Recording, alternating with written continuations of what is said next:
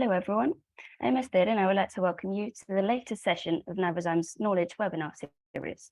For those of you who may not know, at Navozyme we're developing cutting-edge technology solutions for key maritime certification processes related to port clearances, bunkering operations, and seafarers training certifications to raise the safety, the productivity, and the reputation of the global maritime industry.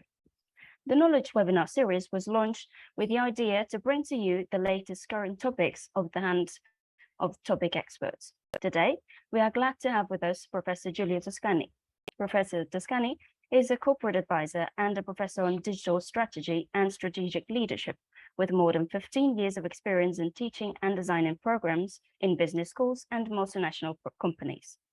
Professor Toscani is the academic director of the Artificial Intelligence for Business program at ESADE Business School and the professor at Pacifico Business School in Peru. Today's session on the Metaverse and its effects on intellectual property rights will be moderated by Anjaney Borwankar, Navozyme's co-founder and chief executive. So now, without further delay, I'll pass it over to both of you, Anjaney and Giulio.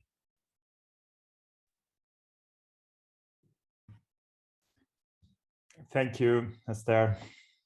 Thank you so much, Esther. Welcome to the entire audience. We've got more than 100 people signed up from different places in the world, and some are already online, some will be joining in shortly. So as Esther mentioned, this is part of the Knowledge series, a series of webinars where we organize to raise awareness about topics of interest, especially topics related to technology, deep tech, and today definitely that's on the agenda with Metaverse, and we will get to learn something from Professor Giulio Toscani. So Esther has already given a background of his academic credentials, etc. He's a well-known expert on digital transformation, the use of technology for leadership, and he's doing a number of other research initiatives. So today, we have the good fortune of having him give a keynote, and he will be speaking for the next half an hour or so, showing us different examples of how the metaverse is affecting us.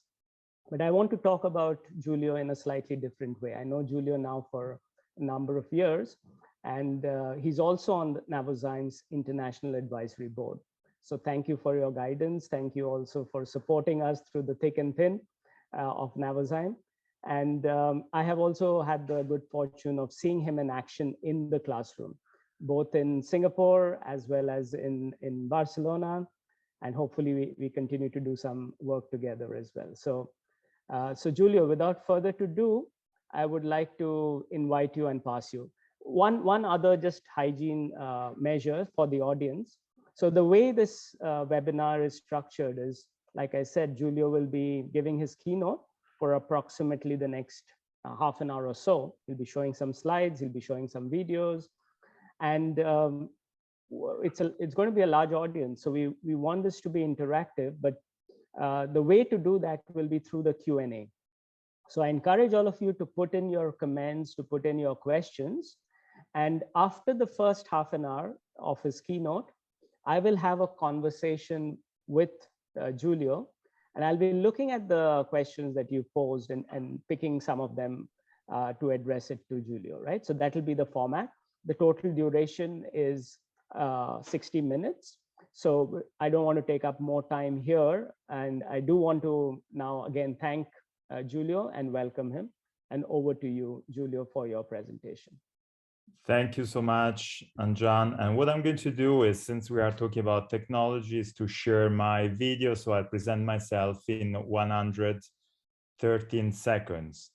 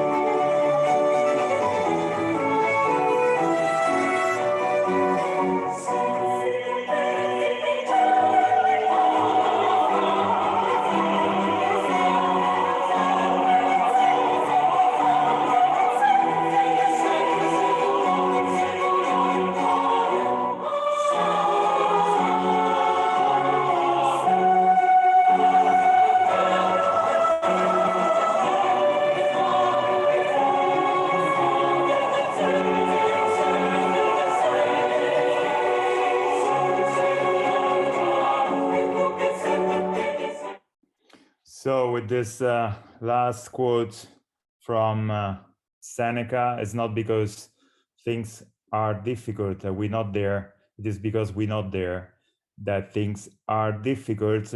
I'm happy to start sharing my presentation and start talking about the metaverse. So what is the metaverse? We are all hearing this word since Zuckerberg mentioned it a few months ago. And now it seems that we are all in a FOMO, in the fear of missing out mood, that we all need to know about this new concept. It was some times ago, it was about self-driving car, it was before blockchain, quantum computer. Maybe last year was about NFTs. This is the year of the metaverse. So before thinking about it, I would like to talk about what the metaverse is as a word. So it's a virtual reality space in which users can interact with the computer-generated environments and other users. So when we understand it, we have to make clear that the metaverse is a virtual reality space. So there is no connection with the reality. It's all completely created by a computer. So what we see, what we perceive is all made by a computer.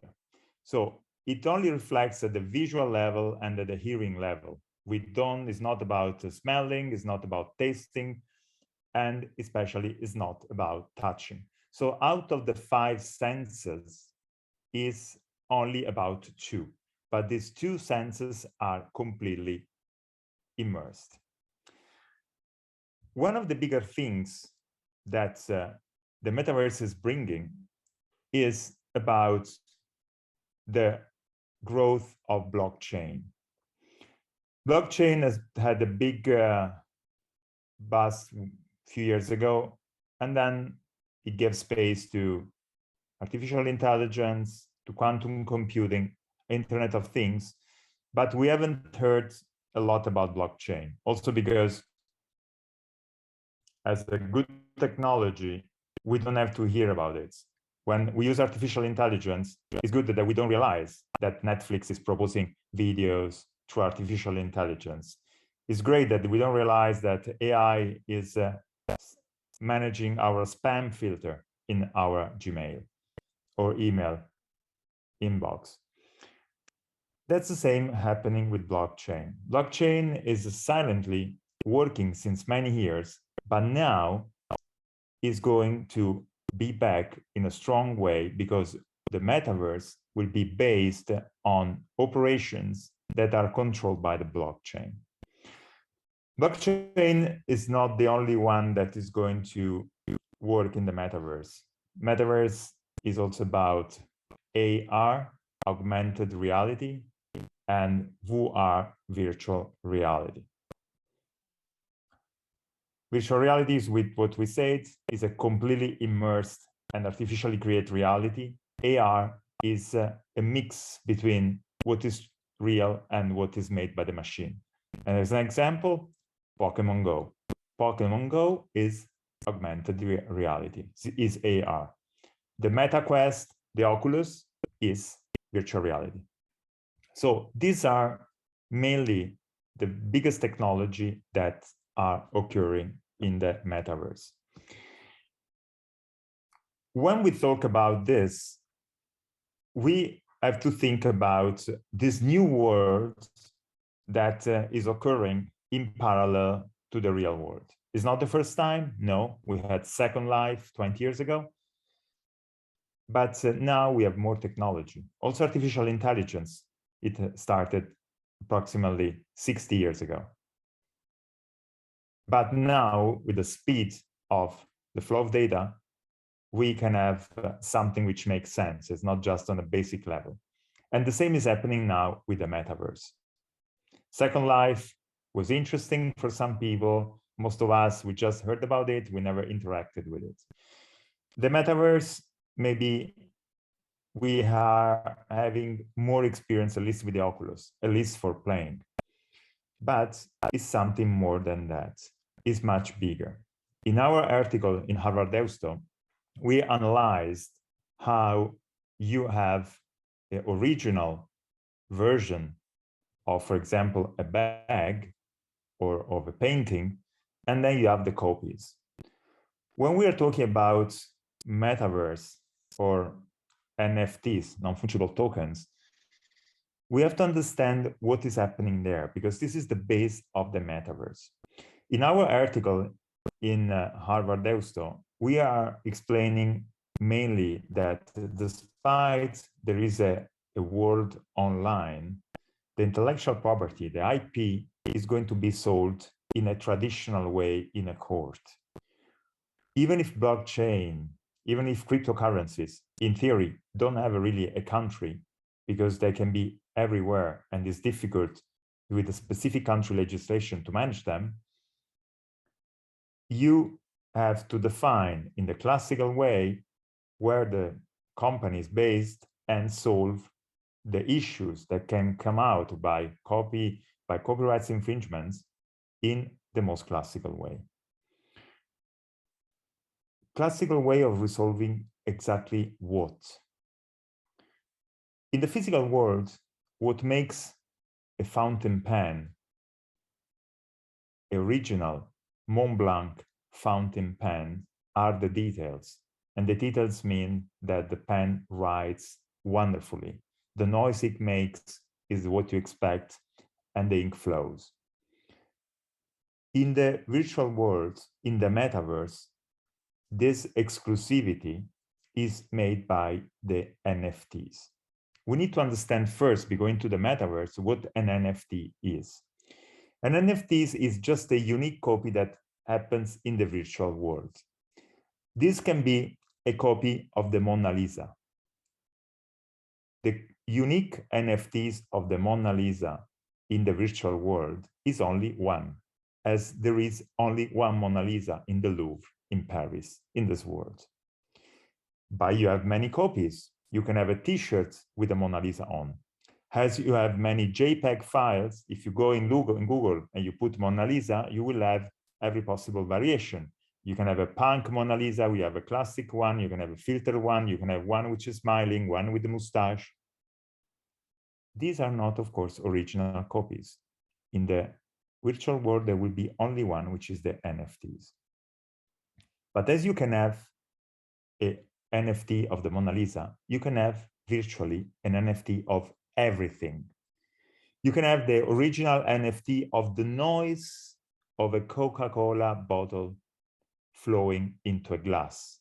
And Coca-Cola, we will see later, it entered the metaverse space by offering you a way to record your unique NFT of the flow of Coca-Cola noise into a glass.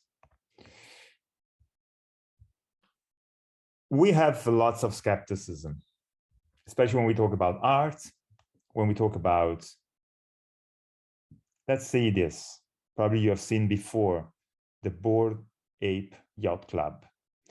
Each of these NFTs, each of these ape representation cost at the moment minimum $500,000, and then it's been bought for $1 million. How do you explain this? Look at them, just a cartoon with many variations. Is this art? We are not going to debate about it. It's not the point of being art. It's the point of exclusivity and property. The metaverse is a world where you can play and when you can purchase things and you can look different. The main driver, since the emotions are limited to visual and hearing, there is an extra emotion associated, which is purchasing, which is shopping behavior. And this is the base of the metaverse, a completely functional virtual economy where you can buy and sell any virtual assets. To try to reinforce the metaverse depends on the business you are. to try to reinforce the metaverse, you can go and have a virtual representation, as most of the companies are doing, especially games can only do, except Super Mario, that was also a movie.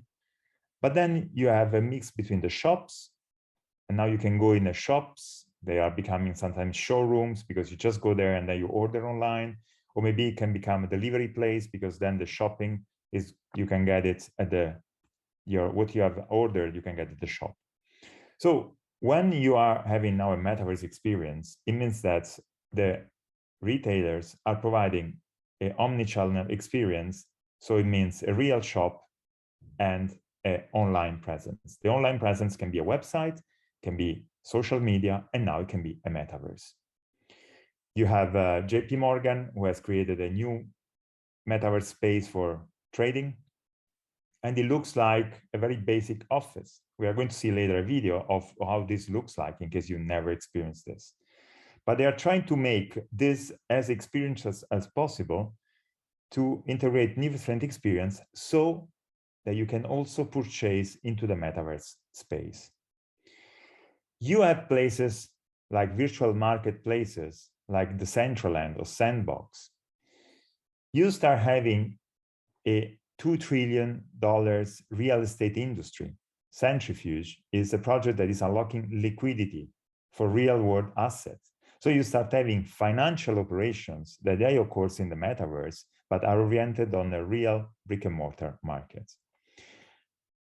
There is an estimation from the World Economic Forum that says 25% of the world population will be spending 1 hour per day in the metaverse.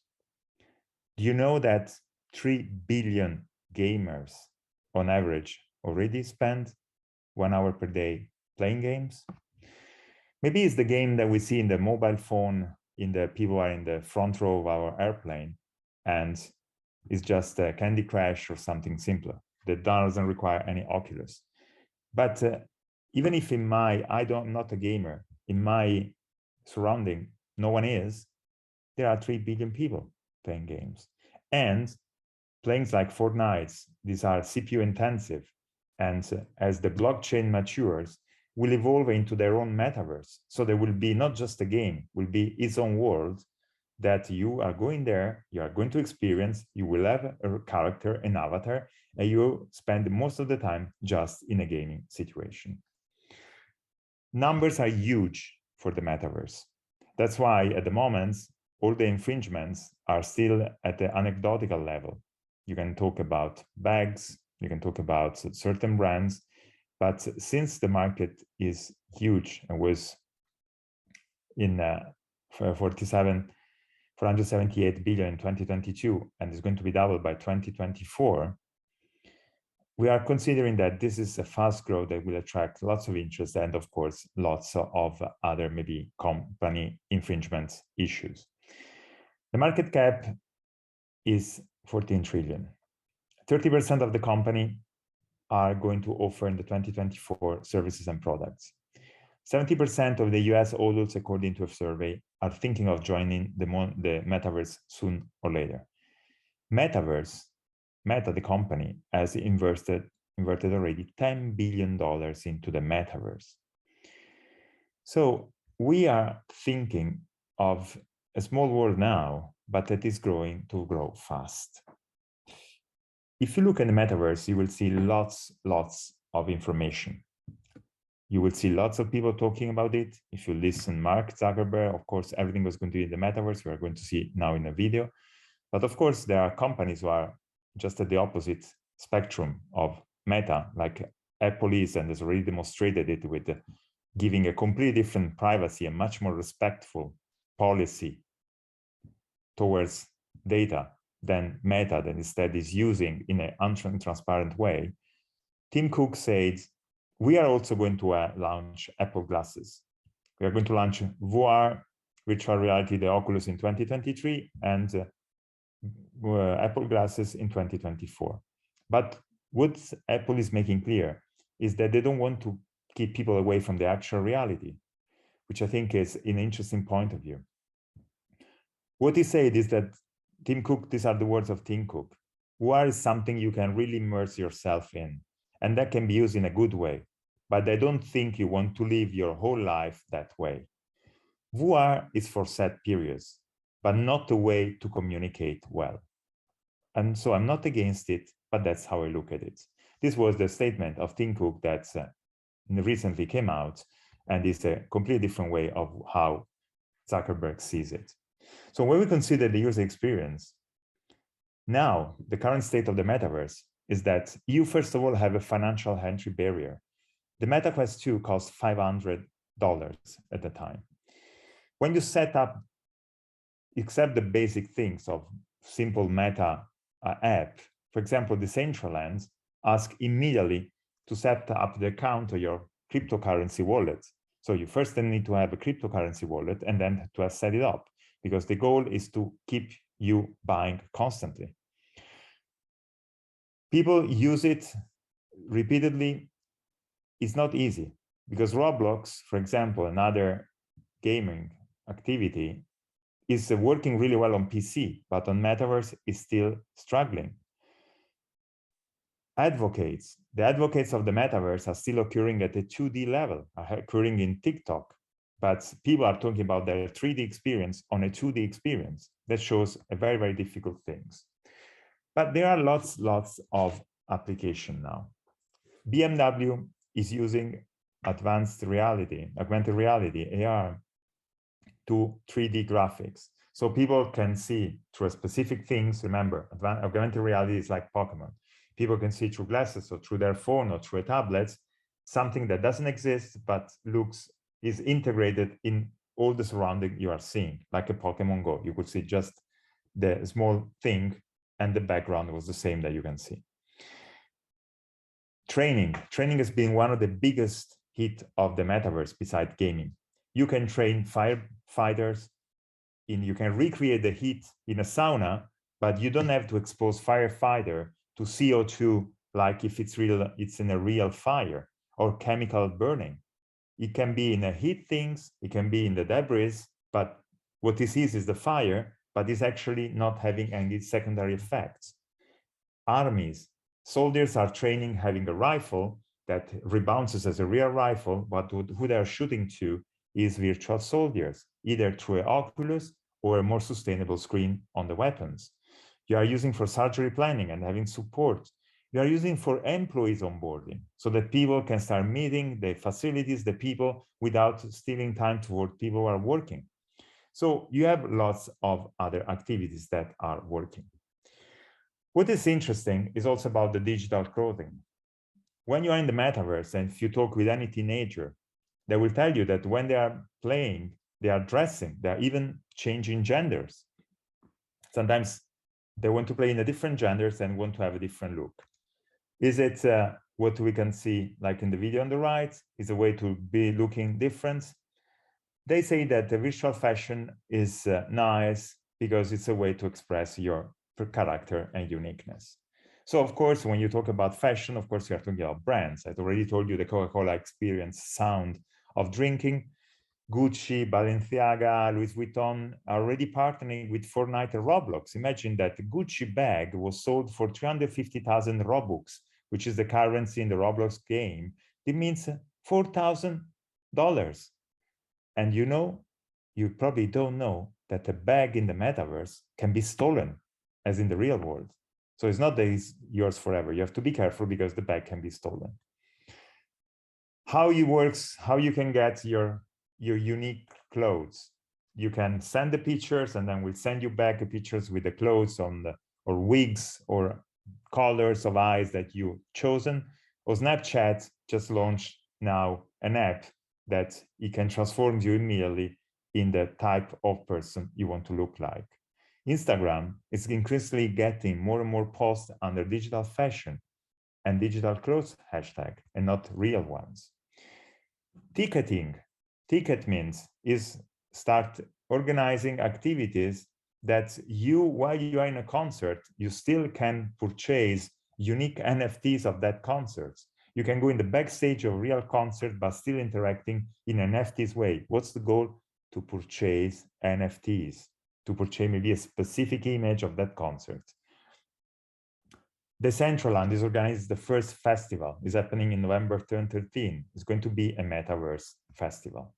So it's all about technology, blockchain, cryptocurrencies, NFTs, smart contracts will all be critical in providing the digital proof of their ownership.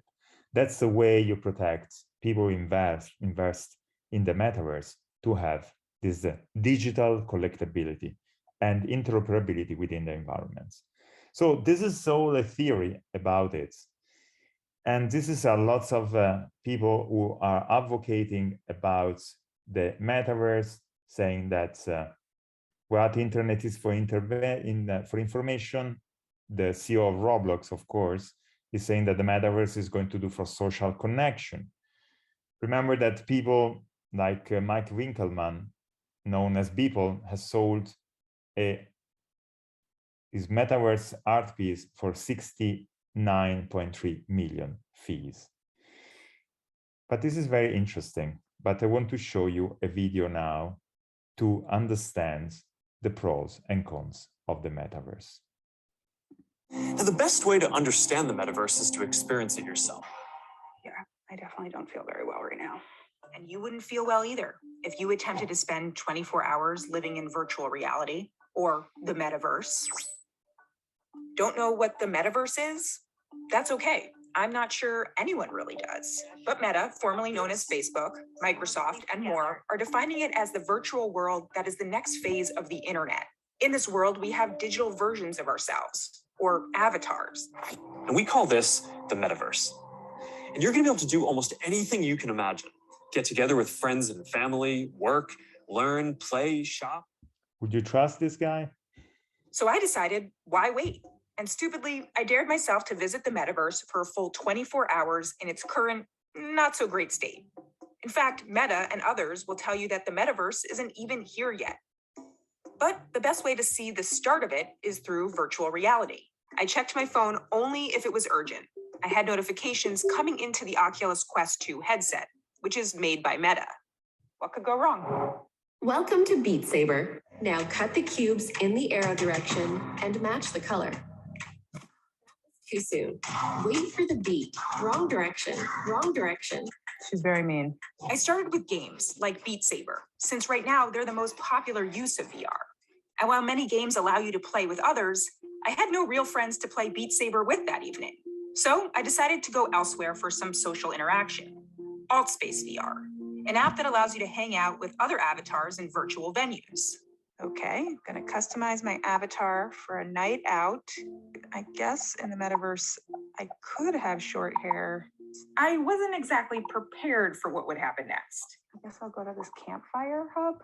Hello? Yeah. As soon as I was in the public area, I started hearing people talk and chat and... Apparently there are no masks in the metaverse. I was dropped into an area with lots of trippy little Lego-looking people, and I attempted to interview them. Hey, journalist. Oh, wow. I want to learn what you guys do in here. Pretty much everything that you would do in the real world.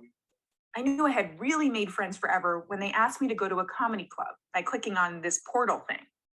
The club was so obviously fake, but my presence in it and the presence of all these other people felt really real. Do you guys have wine? Yeah, of course. Wine, everything you want, just imagine. I even felt awkward when the comedian hit on my avatar. The girl that I was trying to find out your name, but I can't because my hands all, I'm trying to be subtle. I spent a good amount of time in Altspace and came away thinking it's like an AOL chat room evolved, which I'm not sure is a good or a bad thing. Relax for a moment. Meditation app is launched. And now the meditation. Kindness starts with you. I highly recommend meditation apps like Guided Meditation or Trip. It's oddly relaxing and peaceful. And I could lie to you and tell you I slept with the headset on the whole night, but we have this proof.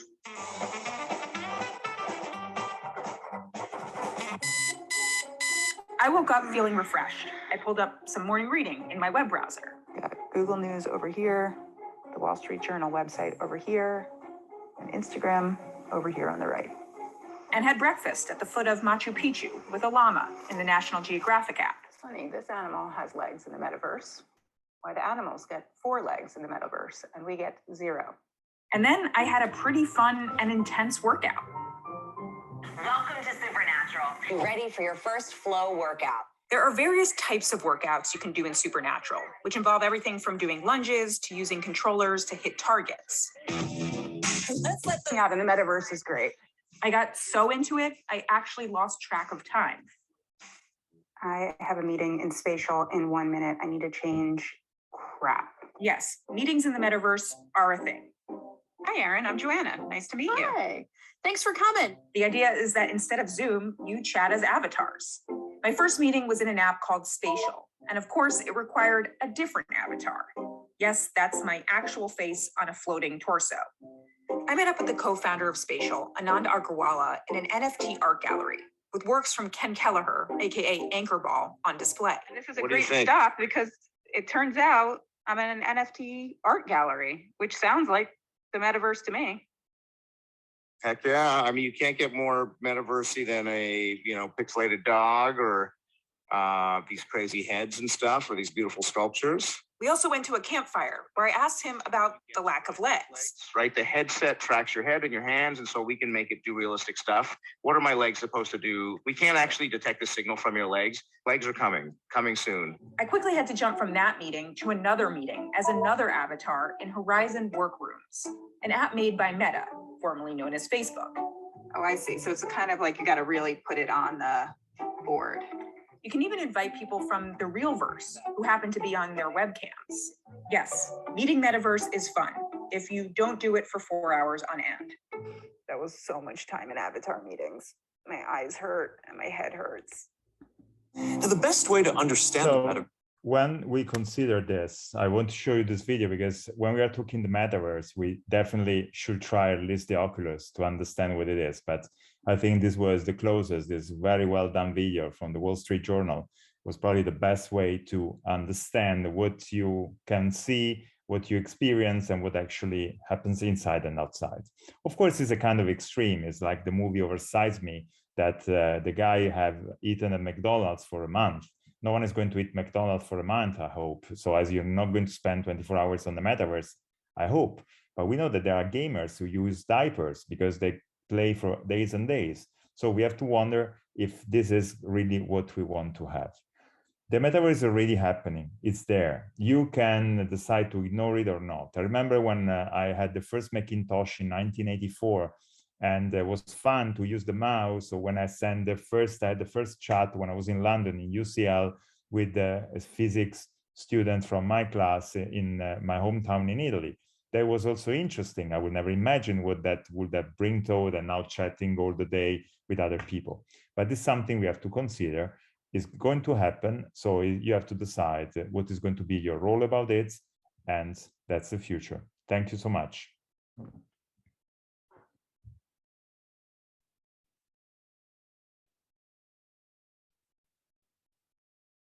So Anjan, I'm ready for.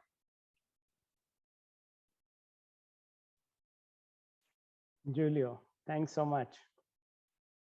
That was, I don't know, I learned quite a lot of things, and really my empathy goes to the Wall Street journalist who tried to spend 24 hours with the Oculus set on.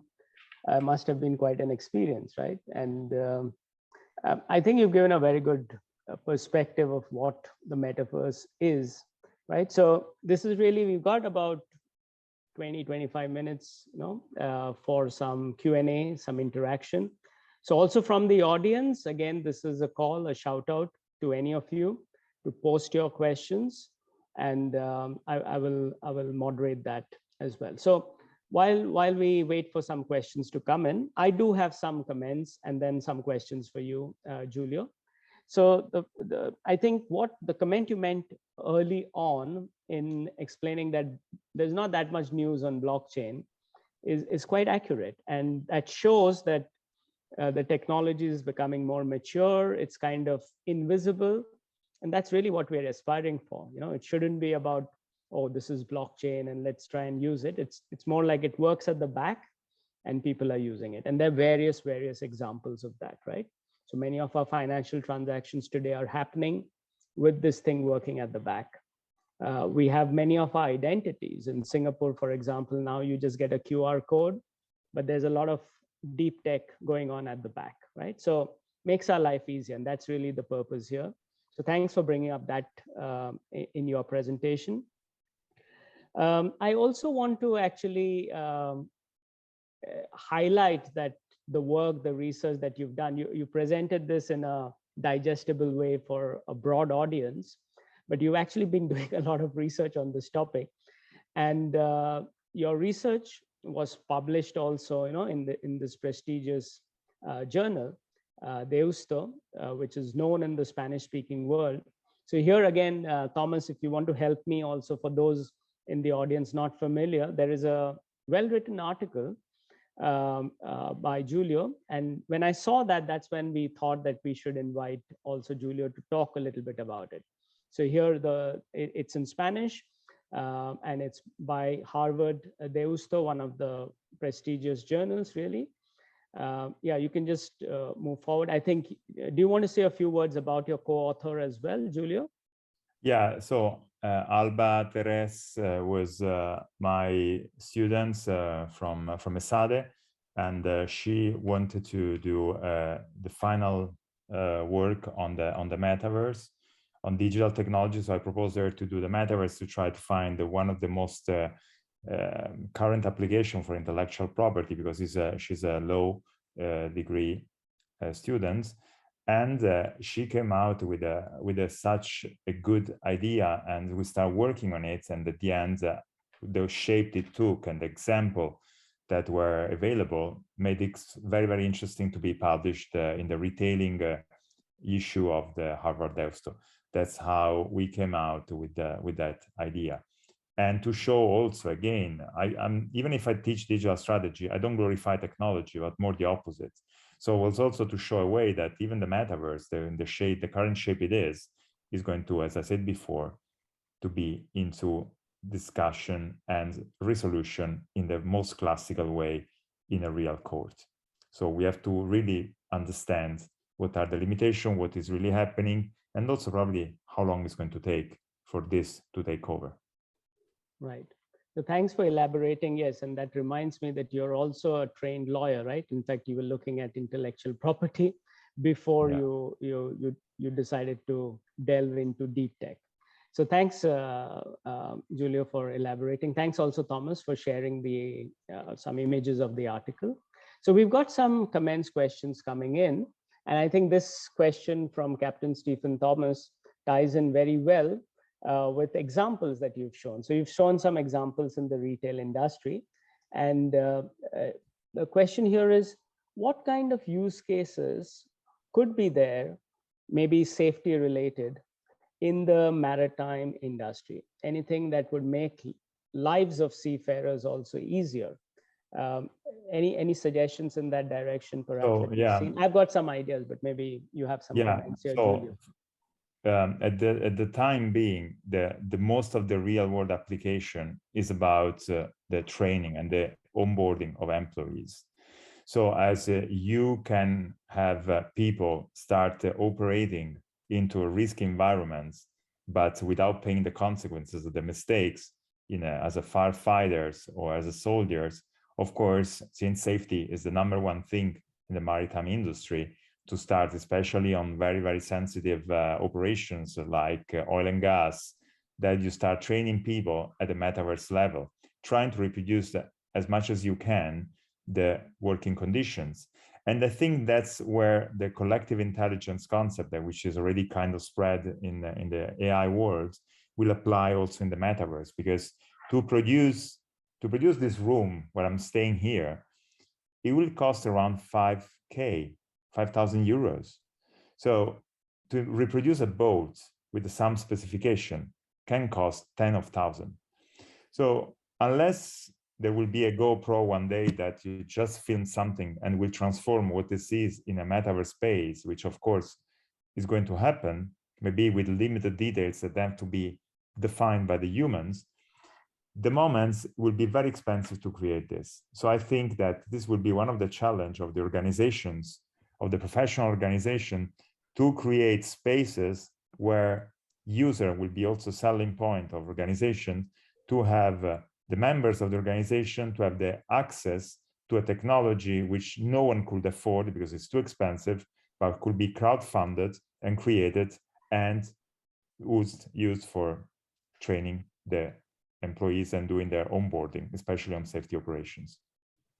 Yeah, thanks, Giulio. So actually, now that you mentioned this, I have actually seen examples already of augmented reality and virtual reality being used in maritime training. So this is already happening. Of course, this has not been transported into a virtual environment, which is what makes it, the metaverse. So some of the ingredients to bring it to the metaverse are already there, and that definitely is an application that that seems ripe, to develop. There are some other aspects also. I think the criteria of where the metaverse would make a lot of sense is really where there's danger, there's physical danger as well, right? So if you want to do an operation, maybe a drill of fire on a boat, and I think to replicate that in reality is really difficult, but maybe the metaverse would help there. So of course, this is to be seen. We are speculating a little bit at the moment, but initiatives are definitely coming along the way. So thanks, Giulio. There's another comment here, a question as well, from Wailing Tang. And the question is really, for the adoption of the metaverse, what do you think is needed? How will the adoption become more prominent? So first of all, as I said, the biggest barrier at the moment is the cost of the Oculus. We are talking about financial costs, but also the difficulty in having something that weighs, even if few hundred grams, you are still wearing something which weighs few hundred grams, and that doesn't allow any transpiration because it's almost airproof to create a dark area for the eyes. So these two things are the biggest obstacle, because I don't know who has ever tried the Oculus. Last week in Esade, I got 5 from the library, so I want the students just to play. I mean, there are low students in this course, so there is an app of Meta that is the courtroom. So you are going to the courtroom, but you are going to see what we just saw. These Lego things, which I don't understand, you can just assume legs. I don't know why, if you don't have the sensors, then you cannot put the legs on people. This is for me a mystery. I don't really understand it. But when you have these Lego things in a courtroom and someone is complaining or someone is yelling at someone else, that's their maximum representation of a courtroom that students realize is completely useless. What would be useful would be instead the students, an intern, a law intern that has never been to a court, and start practicing speaking in a virtual reality world. Actually, there is an application who teach you how to speak in public. You can see you are talking to an audience. You choose the size of the audience. You can talk up to 1,000 people. And what is interesting will give you a basic feedback, but still is a feedback, so you feel you are heard on how you are talking, how many pauses you are using, how is your tone. So that's another example, but it's again about training. So these are the things that you can see. But the Oculus itself, the students had fun, they've been flying on CD, they've been on roller coaster, but no one could stay more than 10 minutes because then you were feeling dizzy. Right, yeah, thanks again for this. Another comment again from Wailing Tang is really in the direction of our avatars and even our surrogates available, in the meta. And what kind of impact do you foresee for human beings? What about the real world? I think also Captain Stephen Thomas's question was a little bit in that direction, right? That is this going to be of use, or is this just a fancy toy?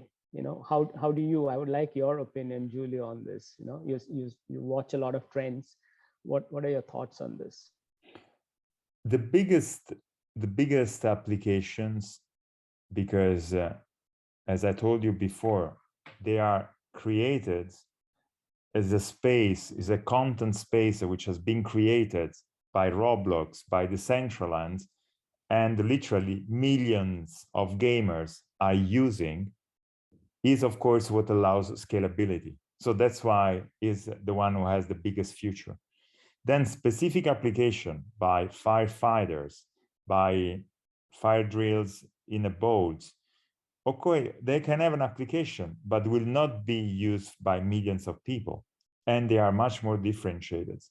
So until you won't find a way that to recreate reality in the metaverse, of course, this will be a challenge to have metaverse training in for real things. And so you'll keep doing in the real things, which in the case of firefighters, when you're breathing CO2 is of course very, very harmful. But we start having signs in AI, for example, still on a gaming industry for Unity. Unity provides gaming content. And for example, it's becoming so sophisticated that the synthetic data made by the machine for gaming on driving are now being used to train self-driven cars. So what that means, that now you don't have to observe the records of millions of drivers that actually what they do, except Italians, all the others try to do their best when they drive. But so you have to find the exception to train the machine to car to react in an exception. So imagine you have maybe 10 exceptions out of 100,000 records. With Unity, you teach the car 30 examples of good driving and 30 examples of horrible driving. Putting a piano in the middle of a highway, having an airplane just crashing beside you, you can create the extreme things.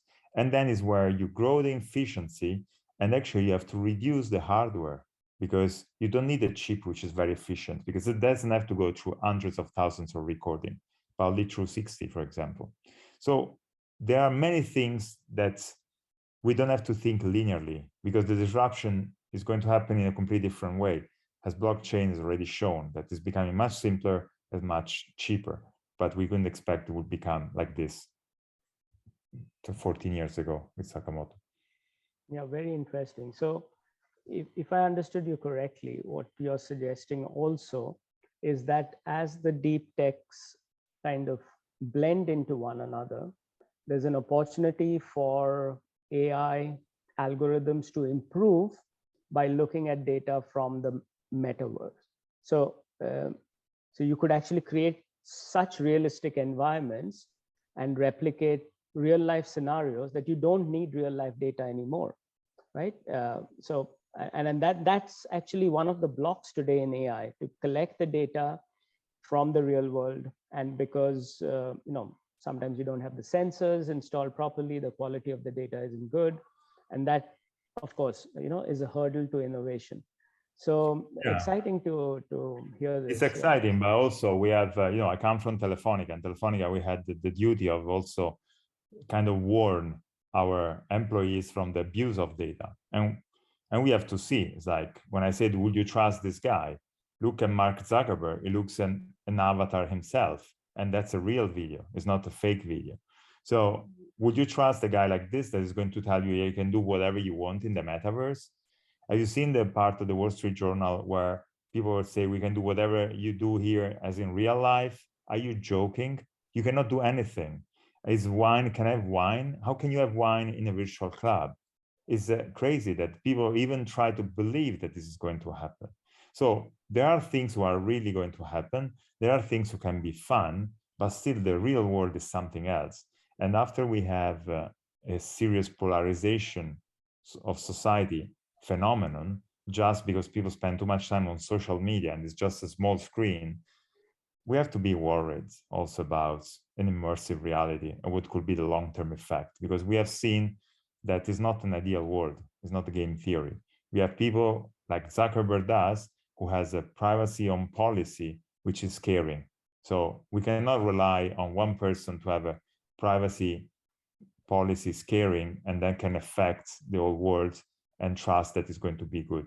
This is wrong. we have to be careful on that. Yeah, thanks for this cautionary. So you've got a balanced view here.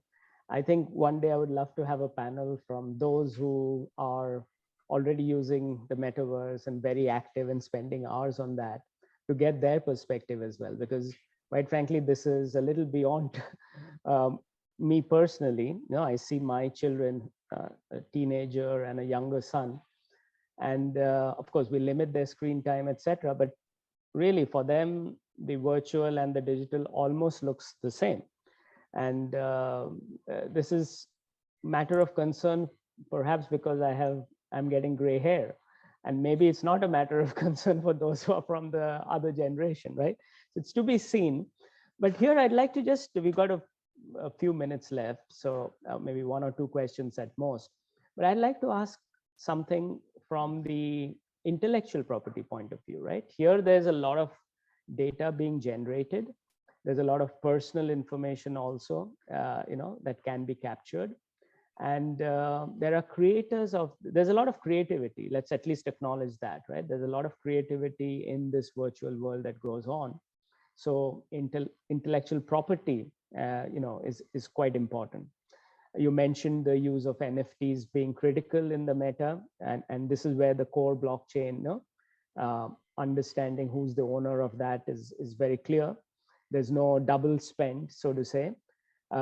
But from your view, what are some of the pitfalls that you see that need to be addressed at a societal level? So this is not so much on the technology side, but as humans interacting with the meta, which is already coming, what would you say is practical advice to people like me to maybe embrace it or look at opportunities or stay away from it? Or what would you say? What kind of tips would you have for people like us?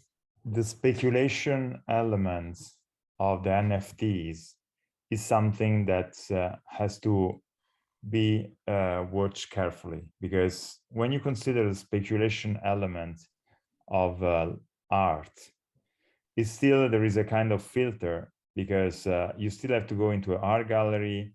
There is a barrier, even a visual barrier of how artists looks like, how people go and buy these things looks like, how attending go to an auction looks like, and all these things that we know.